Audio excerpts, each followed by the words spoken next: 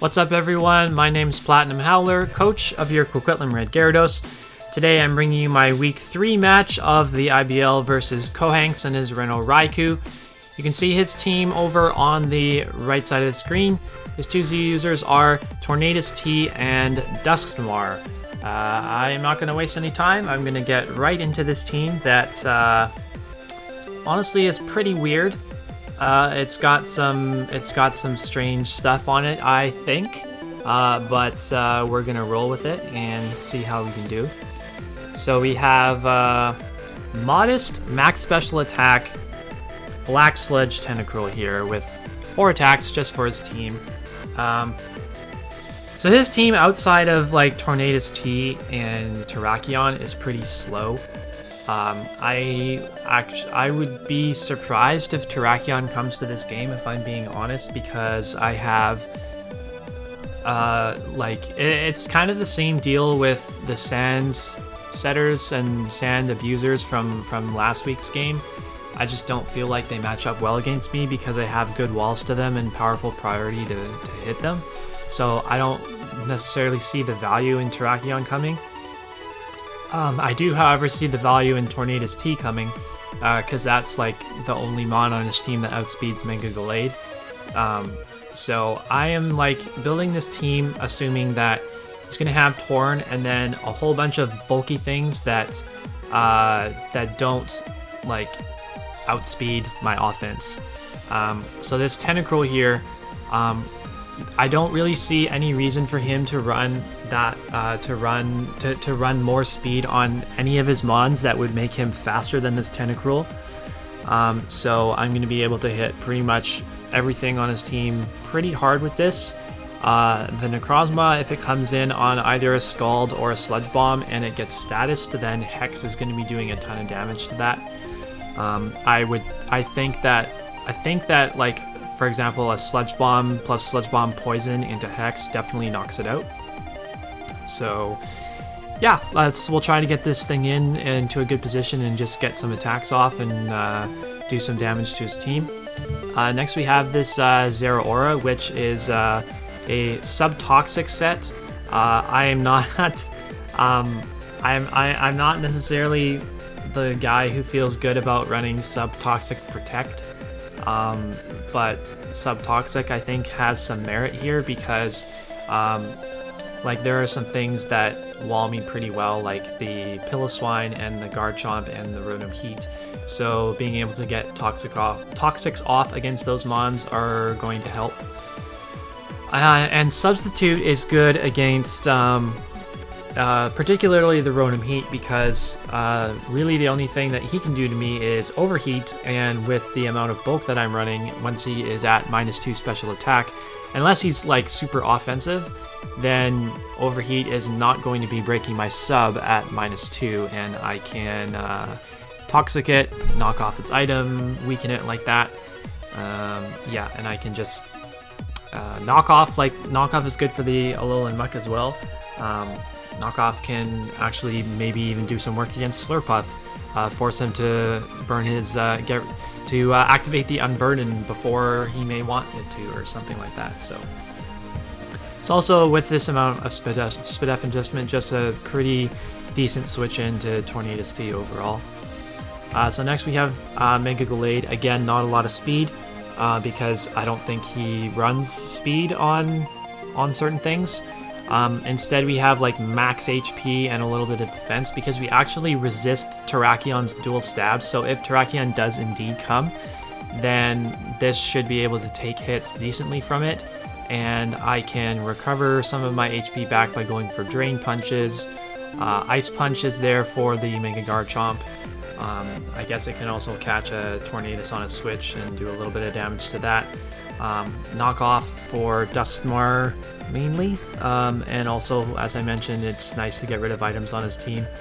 And then Taunt is going to be there pretty much just for the Slurpuff so that it can't like click Belly Drum against me, but it's also for other things, like I guess like I could go for Taunt against a Rotom that might want to be going for a burn against me, for example.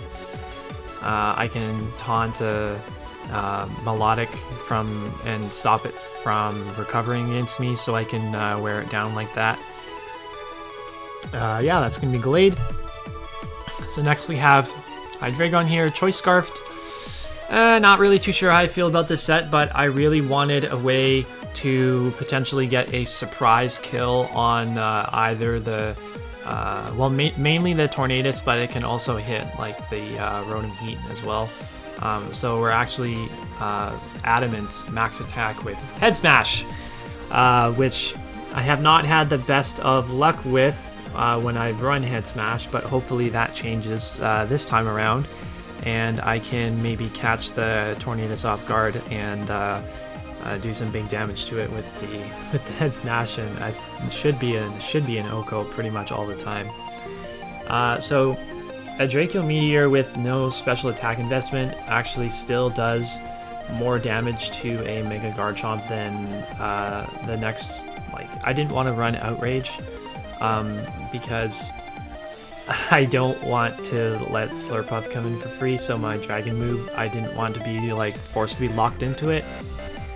So I have Draco Meteor instead if I need to do damage to the Garchomp, and then U-turn for just momentum.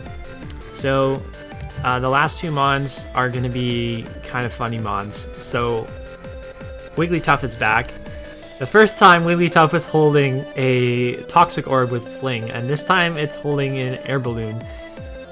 Because it's Fairy type, and so it's obviously going to be immune to Garchomp Dragon moves. With the Air Balloon, it can also be immune to Ground type moves for a short time.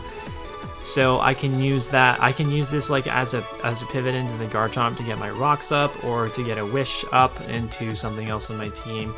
I can Heal Bell any status off, and then Ice Beam is there to hit the Garchomp for as much damage as possible. I don't want it to be able to set substitutes up against me freely.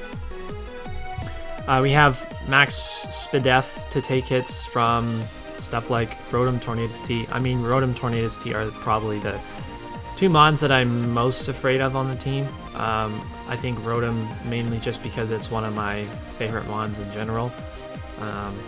Also, it can take hits from like Necrozma, although it really can't do much to Necrozma at all. This is kind of set up fodder for Necrozma, if anything.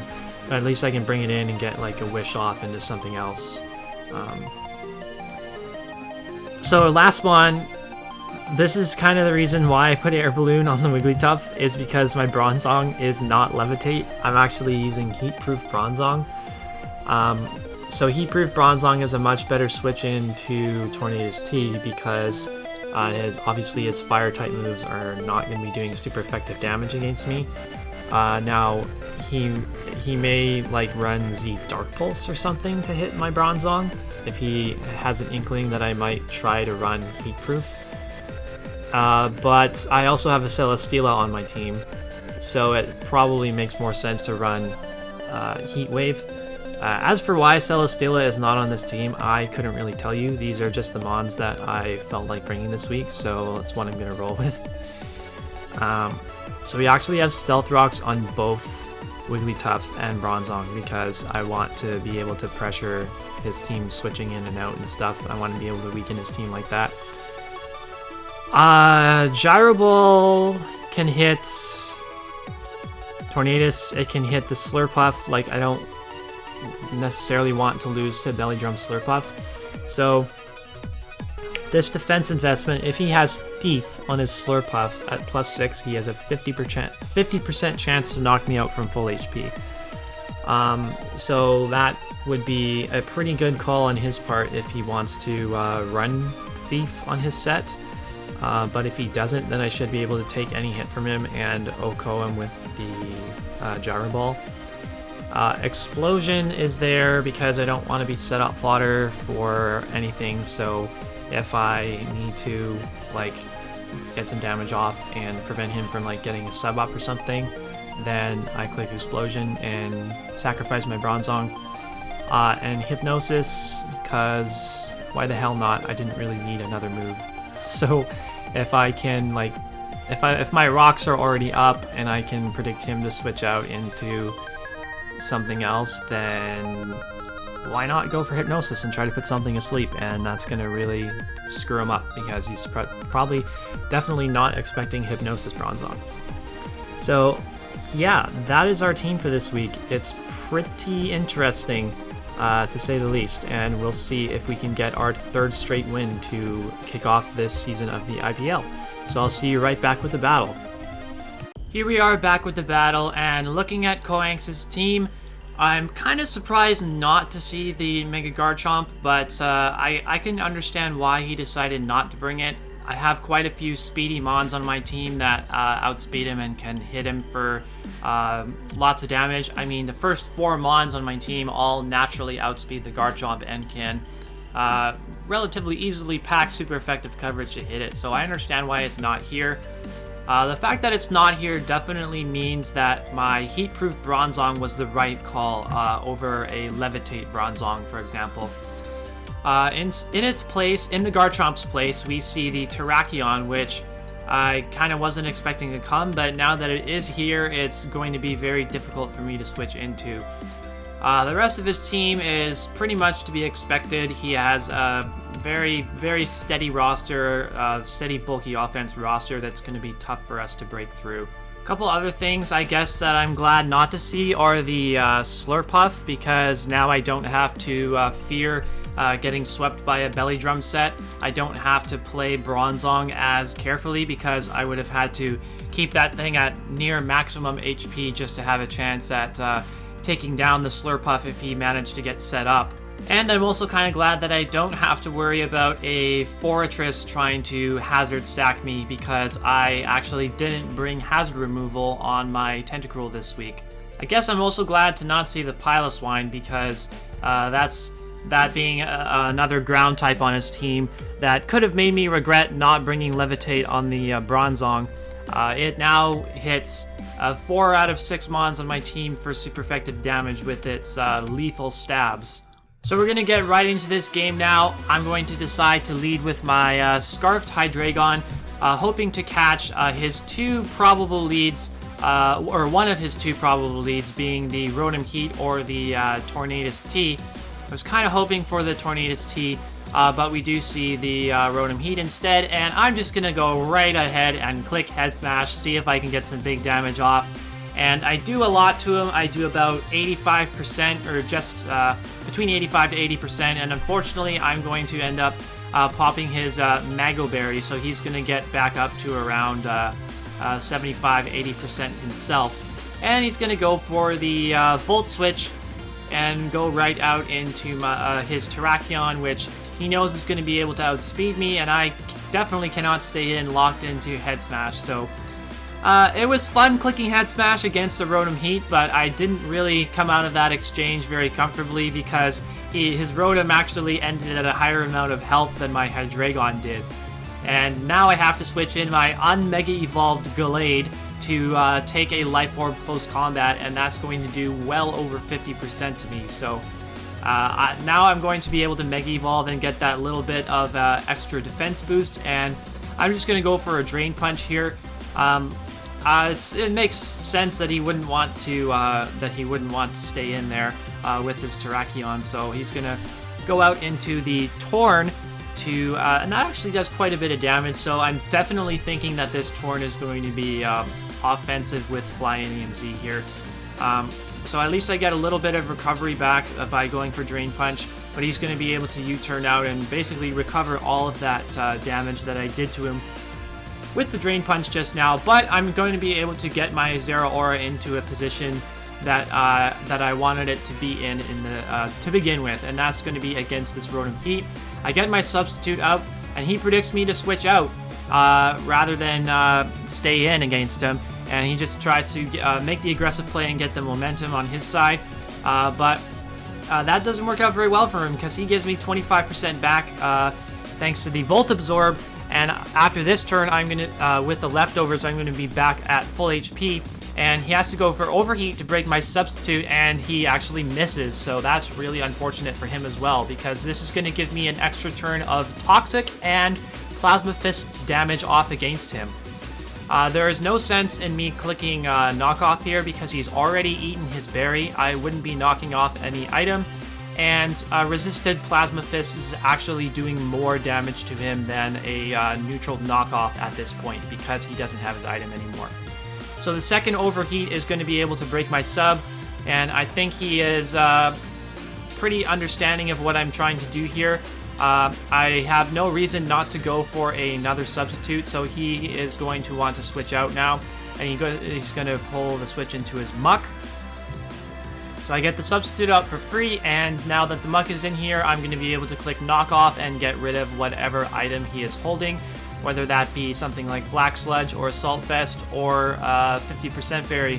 So now that it is gone, because that is indeed what he turned out to be, the Mango Berry again, he will not be able to recycle that, and the Muck will be a little bit easier to deal with. However, I do not want to stay in with this Zeraora because I am not heavily attack invested at all, so I don't believe that I will be 2-hit KOing the Muck from this range, so I want to preserve health on my Zeraora to deal with his Tornadus T. So he is going to make a very, very good prediction, expecting my switch out of Zeraora and go for the Pursuit, bring me down below 50%, as I was trying to bring in my Bronzong there to burn my eject button, and the fact that he got the damage off against Zeraora and not my Bronzong was really scary for me. I was definitely expecting to have to burn the eject button on this turn as he stayed in and go for a knockoff, but I'm not exactly sure why he decided to switch out. I think he was he could have gotten a big chunk of damage off against me there, but I think he was really prioritizing getting his Rotom back in and getting that pain split off against me to bring himself up to a higher health. But that's not going to matter to me all that much because I know that I can take any hit from him with the Heat Proof, and I'm going to be able to pop my eject button and bring in my Tentacruel, go for Scald, and this Rotom's going to be knocked out. So that exchange turned out pretty well for me actually, because I was also able to get my Stealth Rocks up, which I wasn't expecting to. I wasn't expecting to have Bronzong stay in there for a couple turns, stay in there long enough to give me an opportunity to get my rocks up, because that's going to be nice and chipping down the rest of his team. So his Rotom goes down and he brings in the Tornadus hard. I was actually expecting him to go into the Necrozma on that turn, but the fact that he goes into the Tornadus is kind of a giveaway that he's going to try to knock me out with his Z move right here. So he is Supersonic Sky Strike as I expected, so I'm just going to bring in Bronzong to take this hit. I know I'm not going to be able to take the next hit, but I mean, Bronzong got its rocks up, the Rotom is gone, the Muck is, you know, it got its rocks up, and that's the main thing that I needed it for. So I still have the Zeraora to be able to come in and deal damage to the Tornadus T, so I'm not totally hooped against that thing yet. And I also have this Hydreigon, which is scarfed and can hit it with the Head Smash if I really, really needed to late game. But I actually don't have a good way of hitting the Necrozma, which he brings in after KOing my Bronzong. The best I can hope for is that he feels threatened out by my Hydreigon, and I can go for a U-turn. And thankfully he does switch out, so he brings in the Milotic and reveals that he has leftovers rather than a Flame Orb Marvel Scale set. Now he's still likely to be a Marvel Scale, he's still likely to have Marvel Scale, but the fact that he doesn't have Flame Orb is pretty interesting. So Mega Gallade actually could have done a lot of damage to him without him being statused. So I actually predict him to switch out the Milotic there into, I was thinking that he would want to go into the Muck actually, but as it turns out he goes into the Tornadus, so I get a Scald off against that. Unfortunately no burn, but he's just going to U-turn right back out into the Milotic as I go for Sludge Bomb this time. So I made a couple of good predictions here to get some damage off against his walls, but the second Sludge Bomb is not going to be able to knock out his Milotic, and he's going to be able to recover all of that damage off. So now we're going to have to sit through a little bit of a stall war, as I am adamant on keeping my Tentacruel in here until I can get a poison off against him with the Sludge Bomb. So this is going to take a few Sludge Bombs before I finally get the poison, and you see that he reveals Substitute there, so he's Substitute, Recover, and Mirror Coat as well. He goes for the Mirror Coat to get a good chunk of damage off against me, but I am constantly recovering HP with my Black Sludge as well, so he's not going to be able to knock me out with Mirror Coat immediately, and I'm going to, like, he's gonna have to click Mirror Coat multiple times. So just my goal here is to end this exchange with the Milotic at as low HP as possible. That turn, once I have this poisoned, I can start going for hexes, and it's doing the hex is only going to be 5 base points weaker than my Stab Sludge Bomb. So I went for a hex on that turn so that it would do just not quite enough damage so that he might actually be able to knock me out with the Mirror Coat, and I ended up living on 21 HP. But the third Mirror Coat is going to knock out my Tentacruel, and his Milotic is going to end this turn at about 55%, I want to say. So I bring my Zeraora in, and I honestly don't think that I'm going to be able to knock him out, especially because he should be Marble Scale, and he should get that defense boost from being poisoned. So I come nowhere close to knocking him out, and he's going to be able to go for Scald here. And his very first Scald that he clicks in this game is going to burn me, and that is kind of annoying now, because that is going to be canceling out my leftovers recovery. I'm never going to be able to get at a range of HP where I'll be able to get a substitute up. Not that I would have been playing for that at this point in the game, but even while burned, this second Plasma Fist is going to be able to get rid of the Milotic. So we're at 4-4 now, but I don't have great ways of doing damage to his team anymore. Basically, my only response to his Tornadus is not attack invested, and is now burned. So I need to. Well, I mean, my rocks are up, so when he comes in, he's going to be taking rocks damage every turn, and he's probably not going to get a chance to get to a high enough range of HP where he can survive a Plasma Fist from my Zeraora. But I definitely need to switch out against this Terrakion because he goes for a Rock Polish, and I'm basically sacking off my Hydreigon now because my Gallade is not at a range of HP where I thought it could take 2 hits, and I'm bulky and not speed invested to outspeed this Terrakion. So I bring my Gallade in now after letting my Hydreigon go down, and I go for Ice Punch, predicting him to switch out, hopefully into the Tornadus, but that's actually not the switch that he makes. He goes into his Necrozma, which of course was a very safe switch. It was pretty unlikely that I would go for a knockoff on that turn with a justified Terrakion staring me down. But I did make the call predicting him to switch out, even though he had set up his Rock Polish. But of course, I'm pretty confident that this thing is going to be Colder Berry. There's not much that I can do to 1v1 his Necrozma, and I need to make sure that I keep Gallade at high enough HP to actually be able to take a hit from the Terrakion. Otherwise, this game is going to be over pretty quickly. But so I bring in my Wigglytuff here actually to get a Heal Bell off to heal my the burn on my Zeraora, hoping that restoring my attack stat to where it needs to be, hoping that is going to be able to have, like, not render Zeraora useless, basically, because while it's burned, it's not going to be able to be doing really any damage at all. And in the process, I'm also going to be able to get a little bit of HP back on my Gallade. I go for a Wish with Wigglytuff to give it some HP back, but that's not really going to help that much because I still died to 2 Photon Geysers from this Necrozma. Holy crap, this thing is strong. It doesn't even have to invest anything in special attack to be this strong.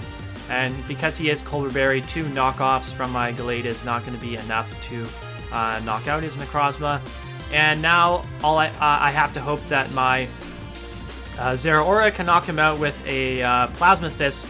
Now, Plasma Fist is going to be doing more damage to him than Knockoff because, of course, his item is gone once again, and his Prism Armor ability reduces super effective damage.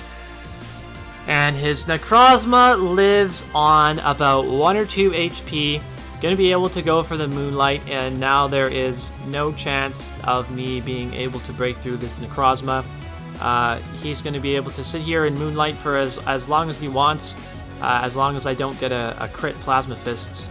And the only Mon that I have left in the back is my Wigglytuff, which definitely cannot 1v1 this Necrozma.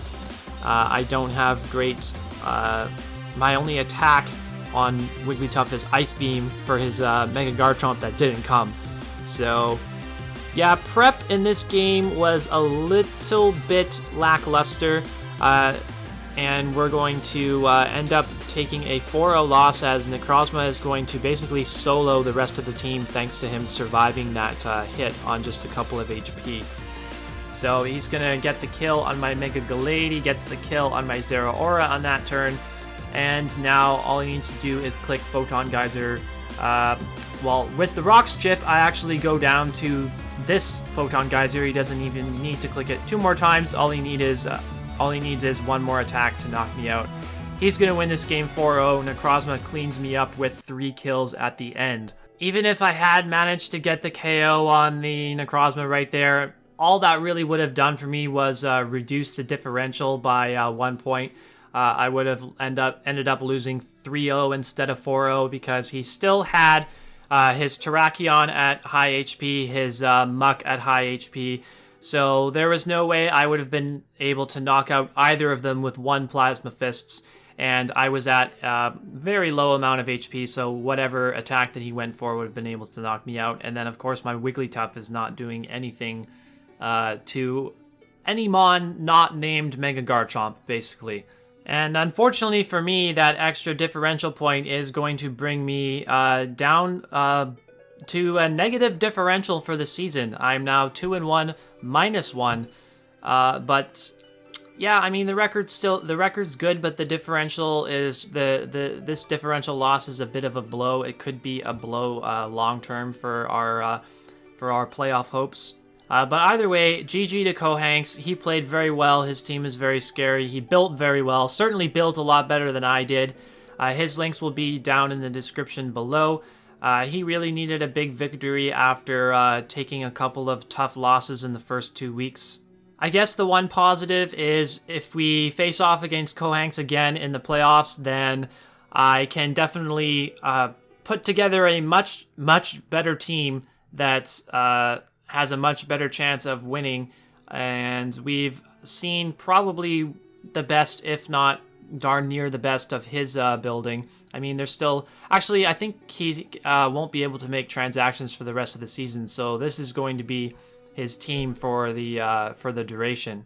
But yeah, this was pretty much a throwaway week for me. I was pretty happy with the 2-0 start after 2 weeks, and I wasn't really in a great frame of mind to put my best foot forward for this game at the time, and I think that is going to be changing now for the rest of the season. This was just one rough match that I had to power through. I guess not getting 6-0 is an accomplishment. 4-0 isn't really that great either, but it could have been worse. Honestly, the only set that I brought this week that I thought was really good was the Zeraora set, and Kohanx made a really good play by going for the Pursuit on my Zeraora switch out of it, and had he not gone for the Pursuit there, if he had just gone for a knockoff or something, then keeping my Zeraora at high amount of HP could potentially have helped me out later in the game. I still think Terrakion would have been able to live a hit for me and KO me later in the game, but if I had the Terrakion at slightly lower amount of HP, then I think that I might have had a small chance to pull that game out. I'm not really too sure. Like it would have been a miracle, honestly, had I been able to pull that game out even at that point with my Zeraora at a lot higher HP. The turn 1 Scald Burn on the Zeraora too was also kind of annoying, but I mean that's the game. That is Scald. I mean I was sitting in front of his Milotic going for 30% poisons with Sludge Bomb, and I didn't get it until like the the fourth Sludge Bomb, I want to say. So that's why I kind of was a little bit annoyed by that. But I mean, that's something that I have no control over and really shouldn't be annoyed about at all. So it was a rough loss, but it was only 1 week. There is plenty of season left to go. There's still 8 matches left. We could still finish with a 10-1 record, possibly. Who knows? I mean, I definitely don't expect to do that well in my last 8 games, but there's still lots of Pokemon to be played. This 1 week is not going to define our season whatsoever. So if you enjoyed this video, make sure you leave a like, comment down below, and subscribe to the channel for more IBL uploads. Next week, week 4, we are going to be taking on Clutch Sometimes and his Kansas City Kingdras, and we're going to be looking to rebound from this tough loss here. So we'll see you next week for that battle.